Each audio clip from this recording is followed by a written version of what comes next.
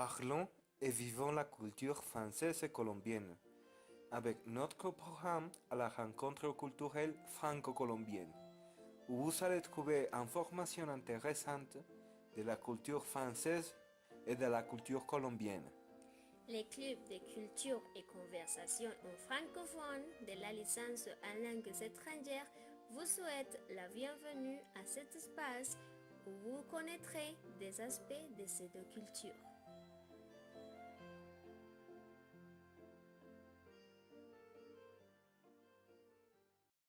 Bonjour Richard, comment ça va? Très bien, Adilia, ça va bien. Et aujourd'hui, on parlera à propos de l'histoire, de la littérature francophone et colombienne. Oui, c'est vrai. Et on présentera la définition de littérature, les représentants les plus importants à travers le temps et les œuvres que nous recommandons à lire.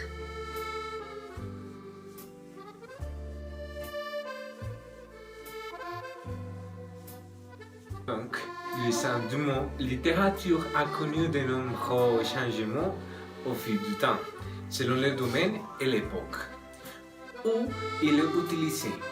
Il est passé d'une définition restreinte, strictement liée à l'acte d'écriture, avec plusieurs conditions, à une notion universelle. Il serait utile donc de s'intéresser à l'évolution du concept de littérature depuis l'Antiquité jusqu'à nos jours. Et le mot littérature provient du mot latin literatura, dérivé de littéra, c'est-à-dire lettre. C'est vrai. Donc, dans la langue française, le mot littérature est apparu pour la première fois en 1521 et en restant fidèle au premier sens dans le latin, chose écrite. Et vers la fin du 5e siècle, ce mot a été défini comme la érudition des savoirs acquis par les livres, une exception générale qui a été permise jusqu'au XVIIe siècle, où le mot s'appliquera de plus en plus au savoir restreint, celui de belles lettres, lié au langage, notamment sous le règne de Louis XIV, qui a favorisé la vie sociale raffinée et faite de pratiques culturelles valorisées. Au XVIIe siècle, le mot littérature a été strictement lié aux belles lettres, c'est-à-dire d'œuvres reconnues par les gens de goût et constituant la culture moderne de l'époque, formée par une meilleure éducation et par le monde des salons littéraires et des académies. Ainsi, Voltaire estimait que la littérature désigne dans toute l'Europe une connaissance des ouvrages de goût. C'est vrai. Et le mot littérature a évolué davantage à partir de la deuxième moitié du XVIIIe siècle, vers un sens plus large, celui de la création langagière écrite basée sur la subjectivité et libérée des critères esthétiques. Oui, au début du XIXe siècle, le mot littérature acquiert son sens moderne, qui devient le sens commun et s'applique à des textes auxquels on accorde une qualité esthétique que l'on peut discuter. Finalement, au XXe siècle, le champ de la littérature s'élargit à toutes les productions écrites, en prenant en considération le contenu et la forme. Maintenant, on va vous présenter 5 représentants de la littérature française et colombienne. Alors, Richard, est-ce que tu connais un représentant de la littérature francophone? Bien sûr, il y a, par exemple, Victor Hugo, un poète et dramaturge qui est considéré le père du romantisme. C'est vrai, Richard. Aujourd'hui, on parlera à propos de Victor Hugo, mais aussi de Jean de La Fontaine, Jean-Jacques Rousseau, Émile Zola et Albert Camus. Donc, commençons.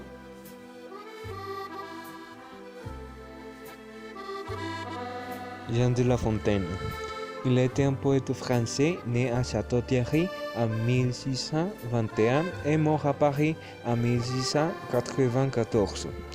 Il est surtout connu pour être l'auteur de ces très célèbres fables et pour ses contes. On lui doit également des poèmes divers, des pièces de théâtre et des livrets d'opéra qui confirment son ambition de moraliste.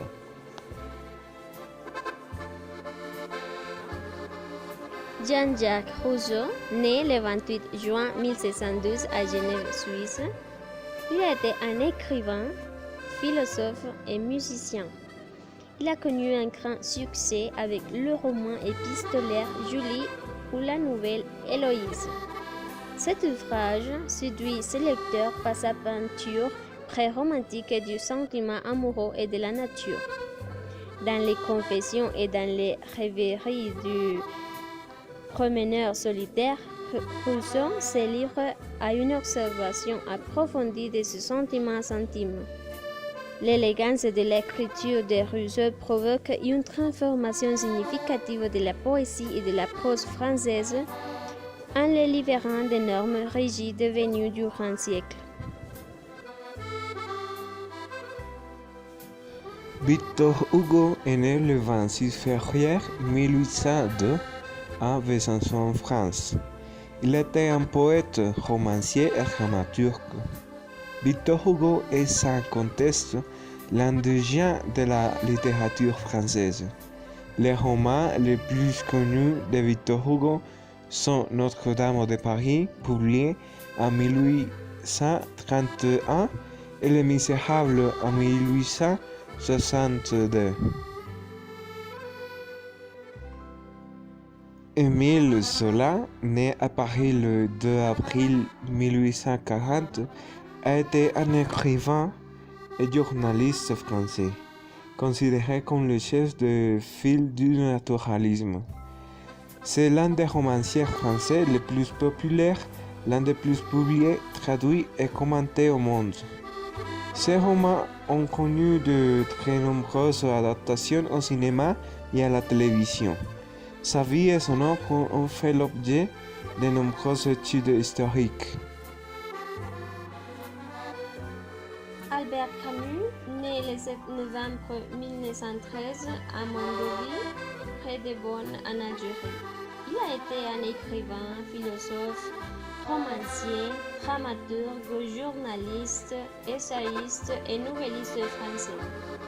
Dans ses œuvres, il développe un humanisme fondé sur la prise de conscience de l'absurde de la condition humaine, mais aussi sur la révolte comme réponse à l'absurdité. Révolte qui a conduit à l'action et donne un sens au monde et à l'existence. Et alors naît la joie de l'étrange qui aide à vivre et à mourir.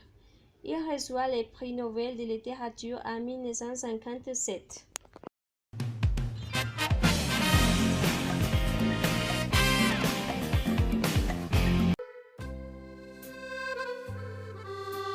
Et maintenant, le proverbe du jour. Et le proverbe pour aujourd'hui est Nul n'est prophète en son pays. En espagnol, nadie es profeta en su propia tierra. Quand on a une nouvelle idée, les plus vives critiques viennent de nos proches. C'est souvent dans notre entourage que l'on trouve le plus de gens sceptiques à nos propos ou à nos projets. C'est vrai, et on utilise ce proverbe pour des personnes qui sont devenues célèbres mais qui n'ont pas été reconnues dans leur propre pays.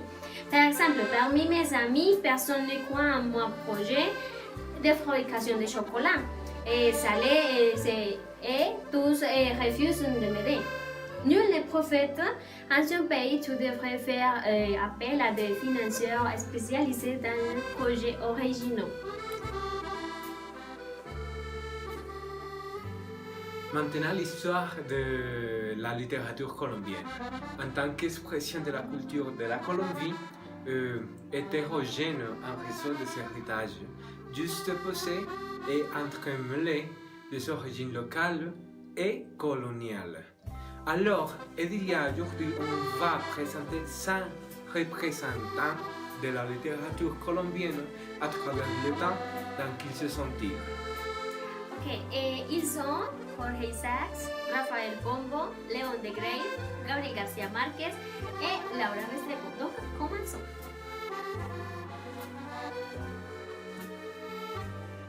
Jorge Enrique Isaac Ferrer, né le 1er avril 1837 à Cali, est un écrivain et poète colombien, connu pour son roman Maria. Il était aussi un soldat politicien et explorateur scientifique. Il est considéré comme un des auteurs les plus significatifs du XIXe siècle en Amérique latine. Rafael Pombo, né à Bogota le 7 novembre 1831, a été un poète fabuliste. Il est connu par ses fables dont les plus populaires sont Michín, Pastorcita, La pobre viejecita, Simón el Bobito, El gato bandido y El renacuajo paseador. Son recueil d'œuvres poétiques complètes, poésies complètes, où figure notamment son poème En el Niágara qui a été publié en 1957. Léon de Greiff, né à Medellín, en Colombie le 22 juillet 1895, a été un poète colombien. La poésie de Léon de Greiff est souvent rapprochée des courants du cultisme et du néo-baroque littéraire. De Greiff utilise du vocabulaire et des tournures de castillan ancien et manie des concepts philosophiques inspirés des réflexions menées par le modernisme. Gabriel García Márquez, né le 6 mars 1927 à Aracataca, Magdalena, il a été un écrivain, romancier, nouvelliste, journaliste et activiste politique. Il est connu surtout par Cent ans de solitude, Amour au temps du choléra et Chronique d'une mort annoncée. En 1982, il a reçu le prix Nobel de littérature. Laura Restrepo, née en 1950 à Bogota, est une écrivain et journaliste. Elle est notamment connue pour son roman Delirio, qui a remporté le prix Alfaguara du roman en 2004 et celui de Kranzen Kabour en 2006. Et aujourd'hui, nous allons vous recommander certains livres ou œuvres francophones et colombiennes que vous devriez lire, et ils sont Oui, Le Petit Prince, Cent ans de solitude, Les Misérables, Fables et Vérités et Étrangères.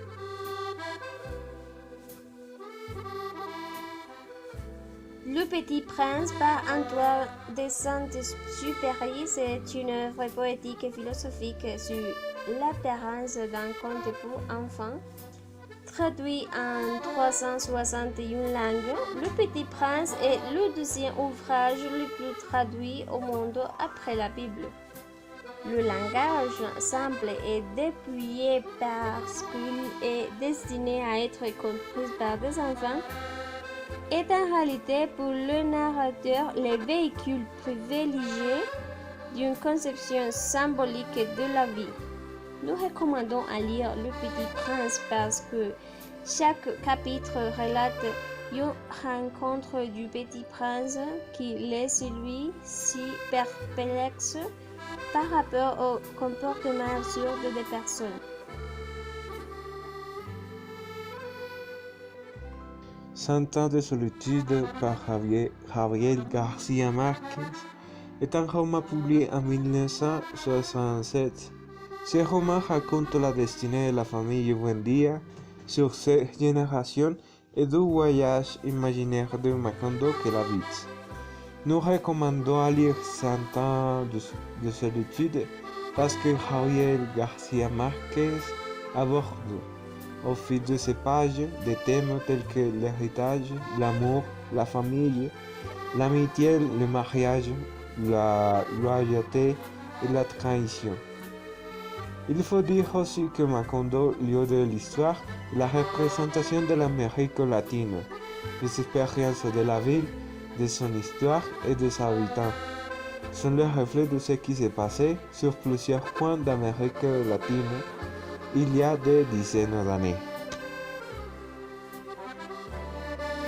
Les Misérables par Victor Hugo. Les Misérables, c'est une histoire de misère, forcément, mais d'une misère si grande qu'on a peine à croire qu'elle existait. On s'attache avec une tristesse profonde au personnage que Victor Hugo nous décrit avec une habileté extraordinaire. Alors on recommande à lire Le Misérable parce que c'est un véritable roman à suspens.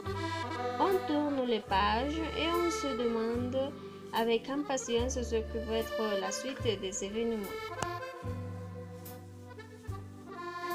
Fábulas y verdades par Rafael Pombo. La collection porte le nom de Fables et Vérités, composée de plus de 200 compositions. Nous recommandons cet auteur et cette collection parce qu'il est gradué en fonction de l'âge, des états et des conditions de vie, de la philosophie de la religion, du mariage des arts et des lettres, de la politique et de la magistrature. L'auteur affirme que tout principe sain doit être inculqué dès l'enfance, lorsque le corps est ductile, afin qu'il soit imprimé de manière indélébile. L'étrangère par Albert Camus, c'est un roman publié en 1942 qui raconte l'histoire de Meursault, un homme vivant à Alger. On recommande de lire ce roman car parmi les thèmes abordés, on a donc la question de la solitude, les conventions sociales de notre rapport à l'autre, à notre façon d'exprimer nos émotions, la question de la justice, du système social implacable et de la religion.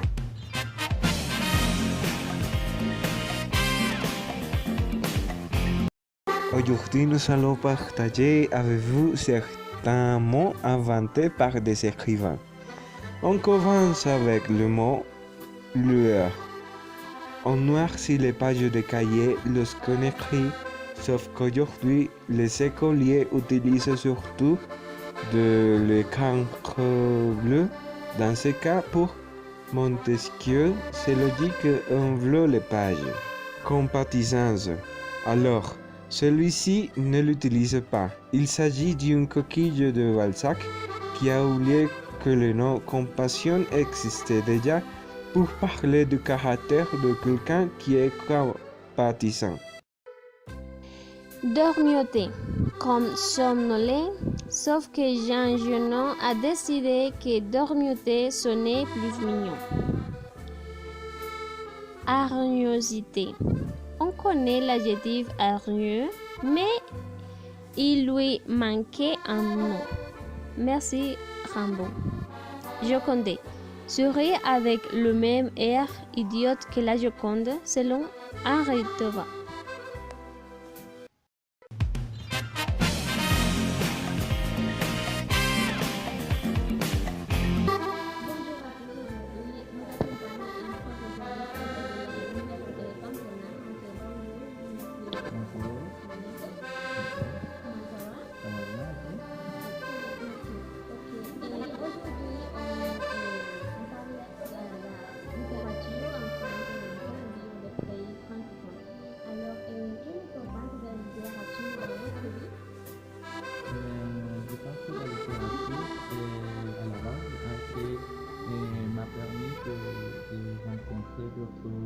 Personnes, rencontrer d'autres lieux, et de me rencontrer moi-même, en quelque sorte. Et la littérature pour moi a été essentielle parce qu'en fait j'ai fait une licence en espagnol et littérature et après un master en littérature, donc c'était un peu ma profession. Et j'aime bien écrire des petites histoires, des contes, des livres aussi.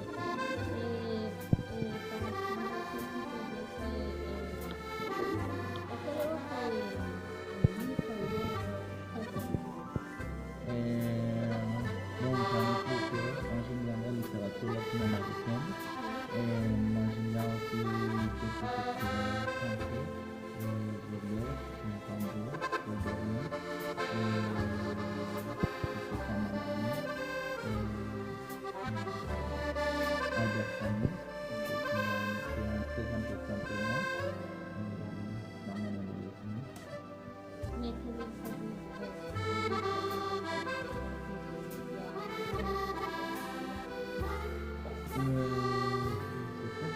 conseiller un livre parce que ça dépend des influences de chaque personne et surtout des intérêts de chaque personne. Mais par exemple, pour une personne qui est très jeune, moi je conseillerais de lire L'étranger. C'est un livre qui parle de cette relation qui est au final le monde de la société. Albert Camus.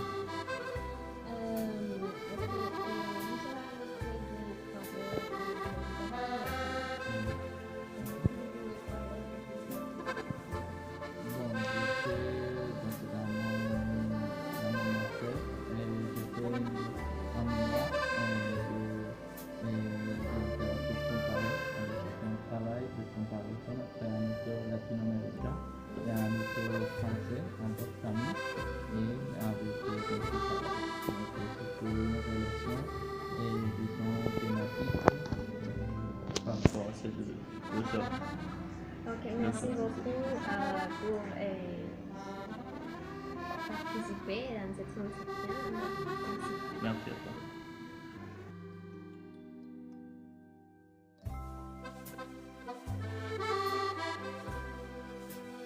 Ok, Dilia, le temps est fini. C'est vrai, Richard. Et il était très intéressant de reconnaître un peu plus de la littérature francophone et colombienne. Et s'il vous plaît, laissez vos commentaires par rapport aux questions suivantes. Quelle œuvre littéraire vous recommandez à lire et pourquoi? Oui, nous serons attentifs sur le page Facebook à la rencontre culturelle franco-colombienne et sur notre chaîne pour répondre à vos commentaires. Les liens sont dans la description de la vidéo. Inscrivez-vous alors. Merci à tous les spectateurs pour regarder notre émission. Au revoir.